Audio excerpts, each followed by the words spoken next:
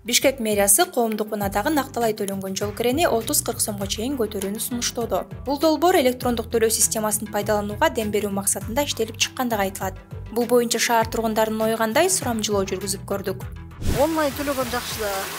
Онлайн эле төлөгөн жакшы го. Эң жакшысы тройка кылып жанагындай карточка алып койгон жакшы.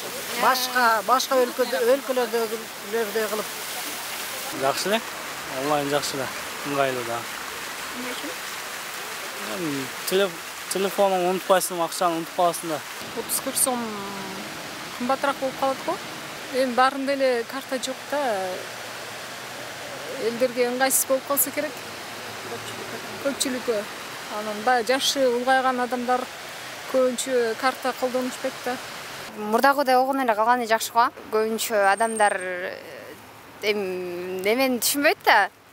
Банк андай деген мисалы кары картаңдар андай мындайлар түшүнбөйт, ошон үчүн аларга дагы эмерээк болуш үчүн, по-моему, 20 сомдон эле мурдагыдай эле калган жакшы. То мурдагысы андан жакшыраак болчу 5 сомдон болсо. Ошо 17 сом төлөгөн жакшы го онлайн. Баарына эле ошол выгодно деп ойлойм. Өзүңүз онлайн колдоносузбу? Ооба. Жаман карайм бирок. Потому что так эле автобустар кымбаттап кетти. Студенттер окугандар же мындай колдо жок адамдар кыйналып калат да. Тем более пробкалар көп. Андай жакын жерлерге бара турган болсоң, анда 40 сом болуп калса, ал чөтүң топ калат го дейм. Бул дагы бир керектүү бир нерселерге кетет болуш керек да, бир ушул айылдын жашоо шарттарына жумшалышат болуш керек.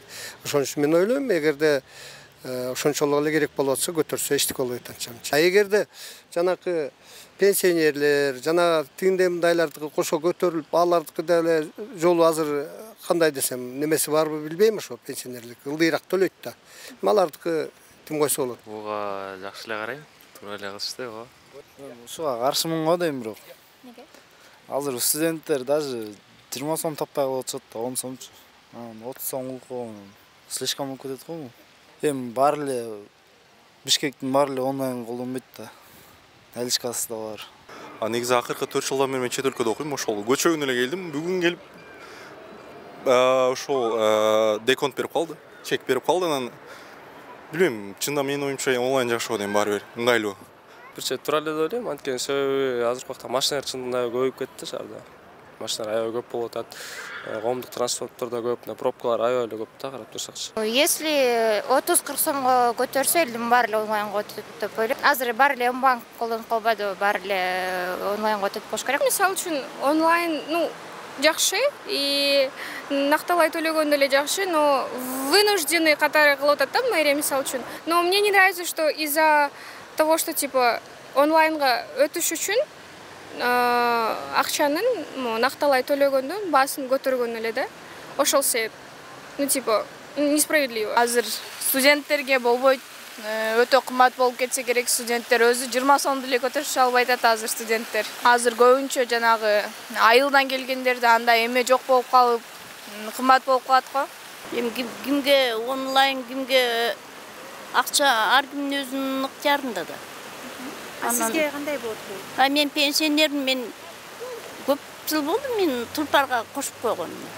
Ал бекер эле меники. Ал жагынан проблемам жок. Жолдун транспорту жагынан ал жагынан студенттер менен эле окуучуларга эме болбосо биз эмне?